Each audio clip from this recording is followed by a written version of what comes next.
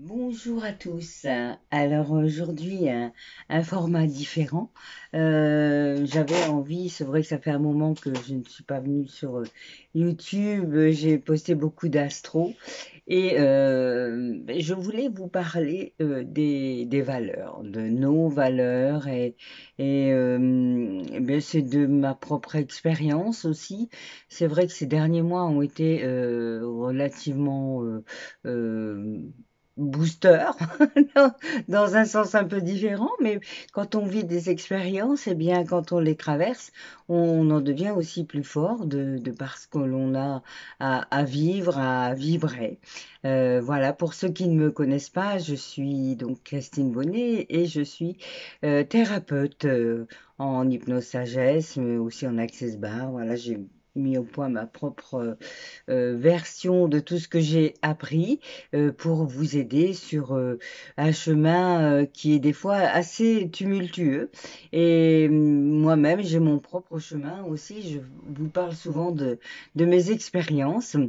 Et c'est vrai que ces derniers mois là ont été bousculants, ont été. Mais après, c'était général, hein, chacun a à vivre aussi ses propres expériences. Mais en tout cas, toujours est-il que nos valeurs sont mises à mal, hein, et quand on trouve des choses comme ça en face de nous, des événements, des gens qui nous parlent, qui viennent déterrer en nous des choses dont on n'avait même plus conscience, dont on avait fermé, comme si on fermait les écoutilles, qu'on fermait les barrières à un moment donné. Et souvent, ben, ça vient nous titiller, nous bousculer dans nos propres valeurs. Alors aujourd'hui, cette vidéo, c'était plutôt euh, pour, euh, pour vous dire, et puis c'est amusant parce que en fait, c'est venu tout doucement déjà de ce que j'ai vécu, c'est sûr. Il y avait des choses pas aussi faciles que je l'aurais pensé, mais qui étaient là. Et voilà, au fil du temps, ben, j'ai vécu aussi deux deuils qui m'ont impacté. Une d'une jeune patiente qui avait un cancer et une autre de mon premier mari qui m'a pas mené la vie facile, je dirais, tout au début de ma vie. Et puis, donc d'autres événements au passage, où ça, et c'est venu aussi me bousculer dans mes valeurs. Est-ce que je reste sur ma position? Est-ce que j'adhère à tel autre? Est-ce que dans ce qui se passe là, je suis dans la vérité? Et est-ce que c'est ma vérité? Est-ce que c'est quelqu'un d'autre?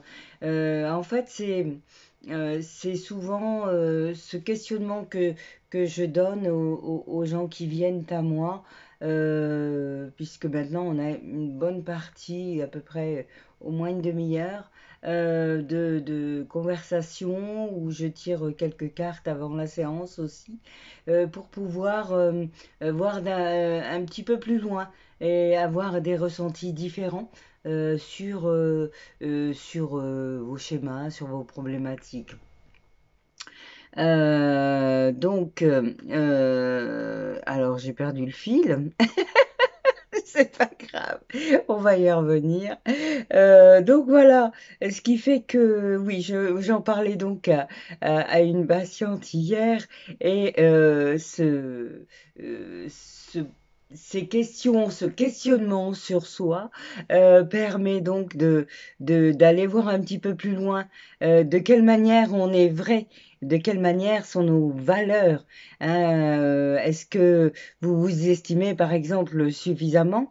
Est-ce que vous êtes prêt à oser de l'avant? Hein? Et si vous osez pas, qu'est-ce que ça vient bouger en vous? Est-ce que vous avez suffisamment confiance pour, euh, pour valider vos valeurs face aux autres aussi? Pas toujours évident. Ou alors dire aussi, ça m'est arrivé dernièrement, moi j'ai pas envie de prendre part à votre discussion. Voilà, vous réglez votre problème ensemble. Moi, j'ai pas envie d'être impliquée dans cette histoire-là. Donc, Voilà, des fois c'est pas évident, mais en tout cas, tous ces questionnements-là peuvent permettre de partir d'une question principale et puis après d'aller vers d'autres pour déblayer en quelque sorte ce qui vous encombre. Pour vos valeurs, quelles sont-elles? Parce que évidemment, les valeurs, c'est aussi ce qui nous mène tous les jours, hein. C'est ce qui fait que on va faire telle ou telle chose. Donc, eh bien, les valeurs, quelles sont-elles si vous vous interrogez devant telle ou telle situation? Quelles sont vos valeurs? Alors, vos valeurs morales, par exemple, hein, vos valeurs au niveau de votre travail, hein, au niveau de votre intégrité. Est-ce que vous êtes prêt à baisser les épaules, à ne pas vous affirmer? Ça peut être aussi donc dans une relation. Jusqu'où êtes-vous prêt à aller en vous mentant à vous-même? Parce que souvent on se ment à soi-même et on accepte de l'autre des choses qui ne sont pas, qui ne nous appartiennent pas. Alors que comment se positionner dans ce cas-là? Quelles sont vos valeurs à vous? Donc dans la relation, dans la sexualité aussi, c'est pareil. Si on vous demande des choses qui ne vous correspondent pas, est-ce que vous êtes prêt alors à en faire l'expérience? Et jusqu'où êtes-vous prêt à aller? Qu'est-ce que cette expérience va vous amener? Du bon, du mauvais? Et après, êtes-vous prêt à accepter aussi cela? Si vous allez vers du mauvais, et on sait très bien par exemple que des relations incestueuses, des relations un petit peu tendancieuses, enfin voilà, des choses qui ne sont pas très nettes, automatiquement vont vous emmener un petit peu plus bas. Hein. Et puis, du coup, quand on raisonne plus bas, eh bien, qu'est-ce qui se passe? On est happé par un système, par une sorte d'énergie négative, là, qui vous baisse encore plus bas que ce que vous étiez. Hein, donc, évidemment, dans tous les domaines de la vie, je ne vais pas tout citer, mais principalement l'amour, le professionnel, la sexualité, mais il y en a des tas d'autres dans les relations parents, enfants. De quelle manière vous êtes-vous projeté, qu'avez-vous projeté aussi à vos enfants et qu'êtes-vous prêt, jusqu'où êtes-vous prêt à aller? Et des fois, on voit des parents qui sont dépassés par ce qu'il se passe, par la manière d'agir des enfants aussi, et qui sont là eux-mêmes pour nous booster aussi dans notre énergie. Hein. C'est tout ce que l'on a autour de nous, c'est vraiment des boosters et je le prends comme ça. Et des fois, je m'interroge aussi de quelle manière je vais réagir, qu'est-ce que je vais pouvoir répondre à tel ou tel événement? Est-ce que je me positionne? Est-ce que je dis oui, non? Est-ce que je vais aller de l'avant un petit peu plus et sortir de ma zone de confort? Je suis thérapeute, mais je continue à travailler aussi sur moi-même parce que pour moi c'est important d'être le plus possible aligné sur ma propre vérité et puis pouvoir être avoir une écoute attentive euh, de ce que l'on me donne aussi, hein, dans ma profession, mais aussi dans ma vie. Et des fois, quand ça vient me titiller là, je me dis qu'est-ce que ça résonne? Pourquoi je vis ça là encore actuellement? Et d'un seul coup, j'ai une image. Et c'est ça, c'est ce raisonnement-là qui est bon. C'est voilà, je vis ça. Ok, d'accord, je suis d'accord avec ça parce que déjà, il faut accueillir hein, et accepter que qu'on ait un sentiment ou de dégoût ou d'amour ou de bienveillance ou tout au contraire de colère. Enfin bon, tout dépend de ce qui se passe. Mais accepter déjà dans un premier temps parce que si vous avez ce sentiment-là ou cette émotion qui arrive, c'est qu'elle est juste. Hein, c'est que il y a quelque chose derrière qui va qui va vous parler d'une manière ou d'une autre.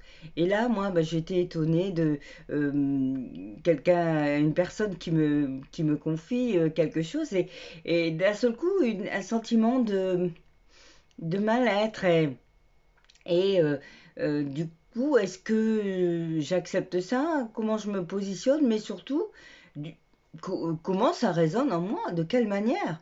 Et là, je retrouve des événements, évidemment, et c'est très parlant, c'est des événements de cette première vie. C'est pour ça que je vous parlais aussi de mon premier mari qui est décédé et qui était un pervers narcissique. Et voilà, j'ai vécu des choses pas faciles avec avant de me rendre compte qu'il était comme ça et que je ne pourrais pas le changer, puisque on ne peut changer personne à part soi-même, mais ça à l'époque je ne le savais pas.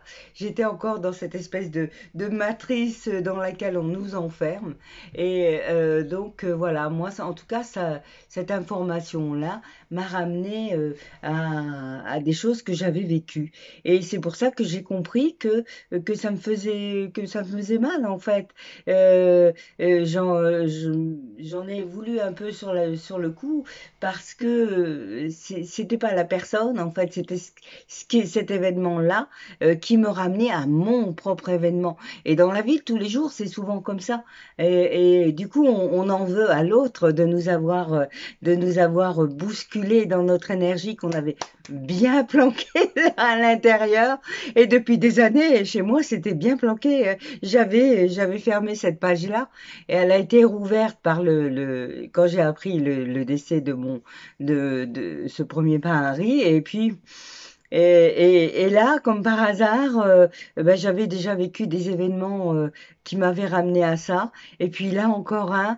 Et je me dis, bon, alors on fait quoi du coup? Parce que les énergies qui arrivent là maintenant sont pour nous booster dans la bienveillance, euh, dans des énergies douces, des énergies où on est dans l'amour inconditionnel. Et cet amour inconditionnel, il commence par nous. Déjà, hein, c'est l'amour que l'on a pour nous et qui va nous permettre d'aller donner cet amour à l'autre et d'accepter que l'autre puisse faire des choix, même si ils sont pas bons, qu'ils soient bons ou mauvais, en fait, peu importe. L'autre a le droit de faire ses choix. Après, tout dépend du regard que vous allez avoir sur ça et ce que ça vient aussi réveiller en vous et de quelle manière vous êtes prête ou prêt à accepter cela en vous, hein, et voir de quelle manière vous allez sortir de cela. En fait, la vie, c'est vraiment magnifique. On vous amène tout sur un plateau. Il suffit juste de comprendre le pourquoi. Et du coup, d'avoir ce regard différent. Je le dis souvent à mes patients, mais mettez-vous, regardez en face de vous, vous allez voir quelque chose en face, vous allez le regarder d'une certaine manière, et si vous vous mettez sur le côté, que vous regardez la même chose, vous n'allez pas la voir de la même manière. Eh bien, c'est ça dans la vie qu'on nous demande. Parce que même si c'est entre parenthèses, justifié sur le moment parce que l'émotion, elle doit sortir, c'est prendre cet autre regard pour comprendre que l'autre a le droit de faire des choix différents. Et après, c'est juste votre positionnement qui va changer l'histoire et votre regard par rapport à ça. Et accepter cet amour inconditionnel en respectant vos valeurs aussi.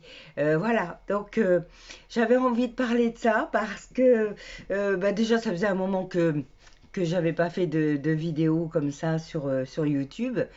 Et, hum, et aussi, voilà, ça me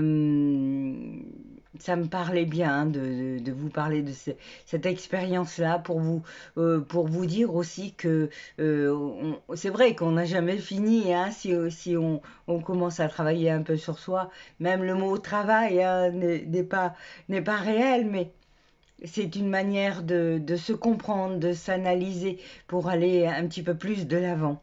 Alors, je vous ai quand même tirer une carte. Et puisque j'ai l'habitude, hein, j'ai mis une vidéo juste avant.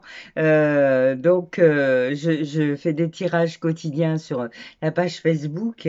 Je vous remettrai le lien en dessous. Et donc là, on vous dit, dès que vous entrez dans un groupe, vous rejoignez son égrégore. En y adhérant, vous acceptez de recevoir une énergie qui peut être bonne, mais aussi mauvaise.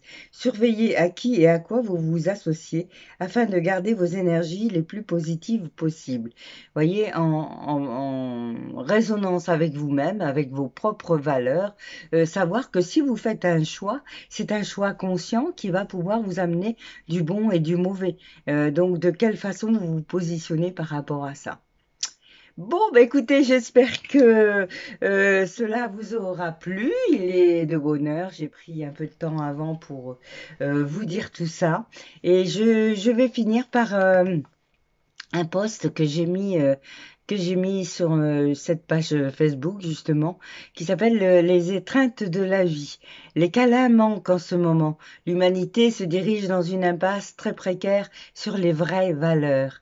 L'étreinte devrait être prescrite par les médecins, car il y a un pouvoir de guérison dans l'étreinte que nous ne connaissons pas encore. Les câlins guérissent la haine, l'étreinte guérit les sentiments, l'étreinte guérit le courage et les malentendus. L'étreinte guérit la fatigue et la tristesse. Quand on embrasse, on largue des amarres. On oublie en quelques instants les choses qui nous ont fait perdre notre calme. L'étreinte, l'étreinte nous donne la peine dans l'âme quand nous abressons. Ah mince! Quand, quand nous embrassons, nous arrêtons d'être sur la défensive et laissons l'autre approcher de notre cœur. Les bras s'ouvrent et les cœurs se blottissent d'une manière unique. Il n'y a rien de tel qu'un câlin de je t'aime, un câlin de heureusement que tu es là, un câlin de aidez-moi, un câlin de à bientôt, un câlin de pardonnez-moi et de je te pardonne, un câlin de à quel point tu m'as manqué. Et si on se traitait avec gratitude, douceur et tendresse, en prenant soin de nos valeurs aussi. Et voilà. Très bonne journée, très bon moment à vous. Si vous tombez par hasard sur cette vidéo, c'est certainement qu'il y a des choses qui sont à voir en vous. C'est vraiment avec le cœur que je fais ce genre de vidéo. Et voilà, j'espère que vous en tirerez de belles choses. Merci beaucoup. À très bientôt.